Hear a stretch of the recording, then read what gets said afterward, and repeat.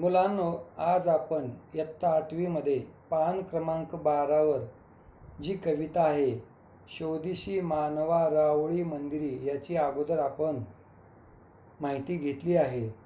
Remedial टीचिंगच्या माध्यमातून आज या कवितेची माहिती आपण थोडक्यात घेऊ आणि या कवितेवर आधारित जे प्रश्नोत्तर आहे त्याची देखील माहिती आज आपण या ठिकाणी घेऊया.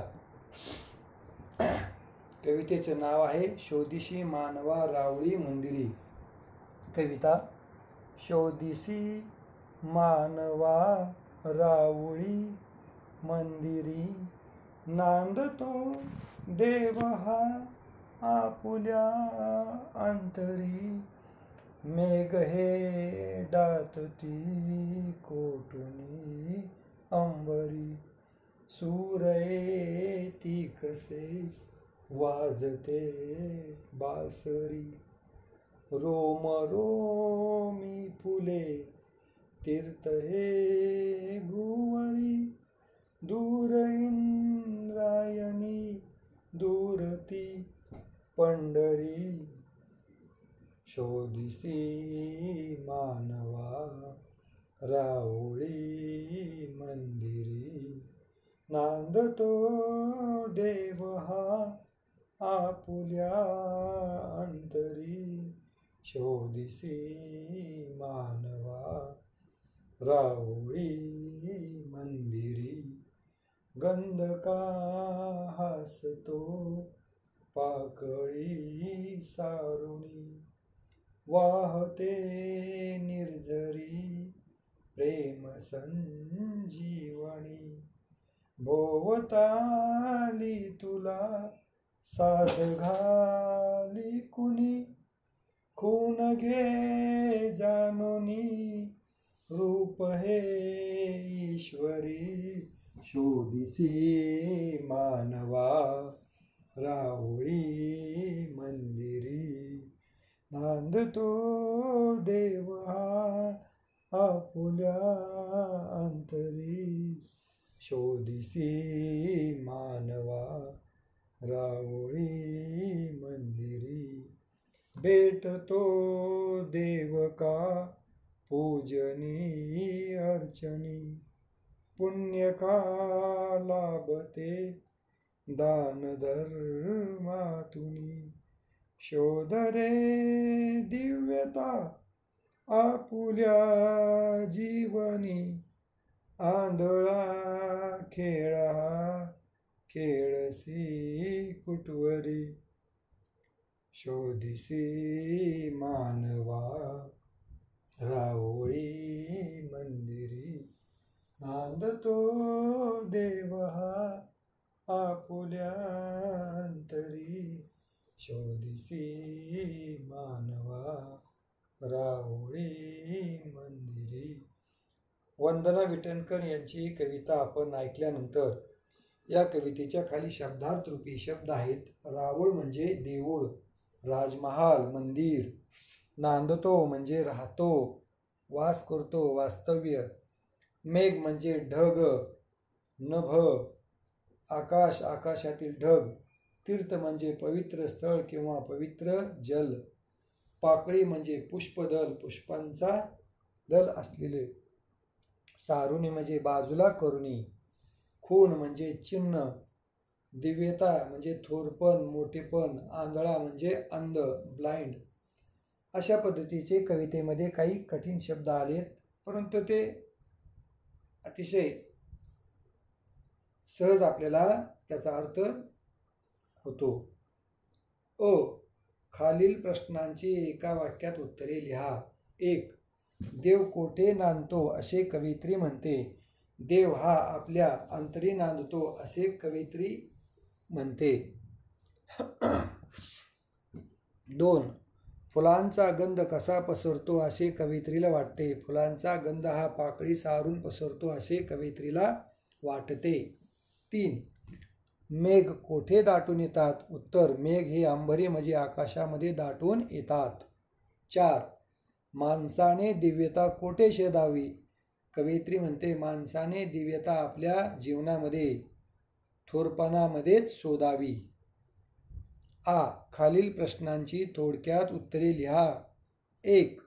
निसर्गातील सर्व गोष्टींमध्ये देवाचे रूप दडले आहे हे कवितेतील कोणत्या ओळीमधून स्पष्ट होते? तर याचे उत्तर पहा. निसर्गातील सर्व गोष्टींमध्ये देवाचे रूप दडले आहे हे कवितेतील ओळीतून अगदी स्पष्ट होते.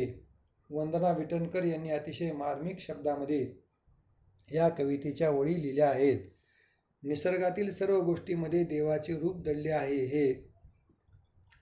गंध का हसतो पाकळी सारुणी, वाहते निर्जरी प्रेम संजीवनी, भोवताली तुला साध घाली कुणी, कोण गे जानुनी रूप हे ईश्वरी, शोधिसी मानवा रावळी मंदिरी, नांदतो देव हा आपुल्या अंतरी, शोधिसी मानवा रावळी मंदिरी. कवितेतील या ओळीमधून आपल्याला देवाचे रूप दडले आहे, घडते याची माहिती स्पष्ट होते. पुढचा प्रश्न एक शब्द अनेक अर्थ वाचा व आणखी शब्द लिहा. 1. अंतर म्हणजे मन, फरक, भेद, लांबी. 2. फुले म्हणजे पुष्पे, फुलून येई. सुमन, सुमने. पवित्र, पवित्रमन. आता या ठिकाणी काही शब्द त्याच्या अनेक अर्थ आपण या ठिकाणी सहजासहजी लिहू शकतो, सांगू शकतो.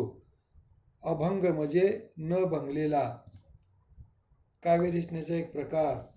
2. जीवन म्हणजे आयुष्य, पाणी. 3. अंबर म्हणजे नभ, आकाश, वस्त्र. भाव म्हणजे भक्ती किंवा किंमत. अशा अनेक प्रश्नांची अर्थ आपल्याला, या शब्दांचे अर्थ आपल्याला सांगता येतील. पुढे दीर्घ ई. खालील ओळीतील क्रियापदे शोधून लिहा. गंध का हसतो पाकळी सारुणी. आता या ठिकाणी गंध का हसतो पाकळी सारुणी, यामध्ये हसतो, सारुणी ही क्रियापदे आहेत. त्याची खालची ओळ वाहते निर्जरी प्रेम संजीवनी, वाहने क्रियापद, प्रेम संजीवनी.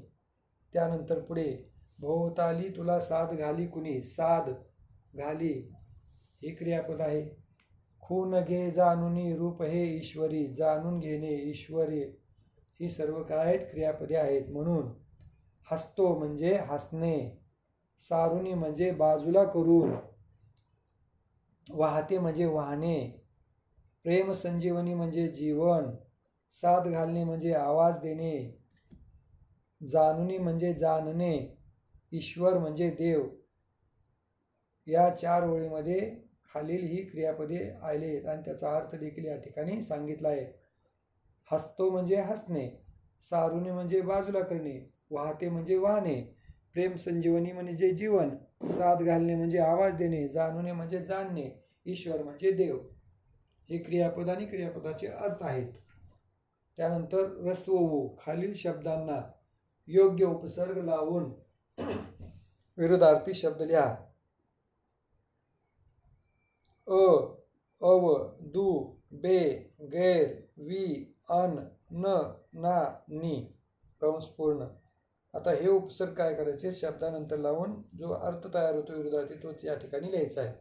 सूर, बेसूर, सुगंध, दुर्गंध, कृपा, अवकृपा, पूर्ण, अपूर्ण, वर्तन, गैरवर्तन, मंजूर, नामंजूर.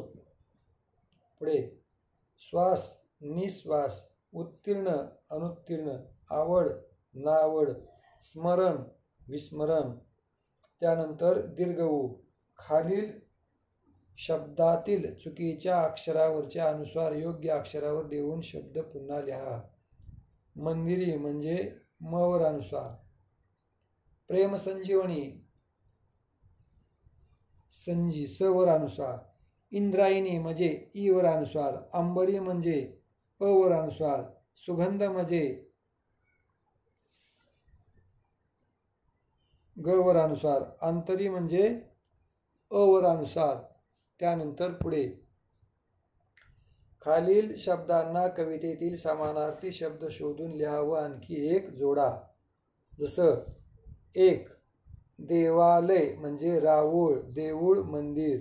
ईश्वर, देव, पांडुरंग, भगवंत.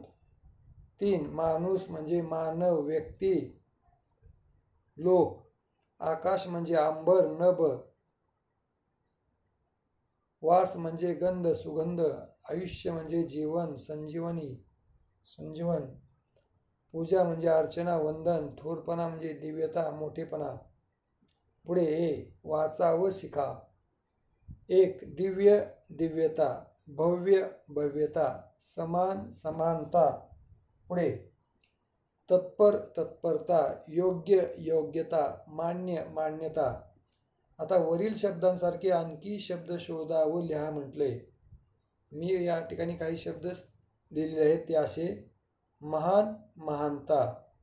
मानव, मानवता. सुंदर, सुंदरता. सधन, सधनता. मित्र, मित्रता. संपन्न, संपन्नता. नम्र, नम्रता.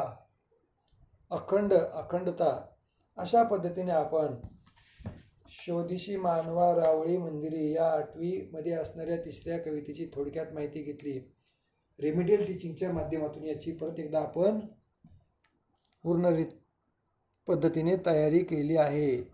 MYच्या दृष्टीने आपण याचा अभ्यास करून प्रश्नाची उत्तरे लिहून मला पाठवावीत. धन्यवाद. या ठिकाणी थांबूयात आपण.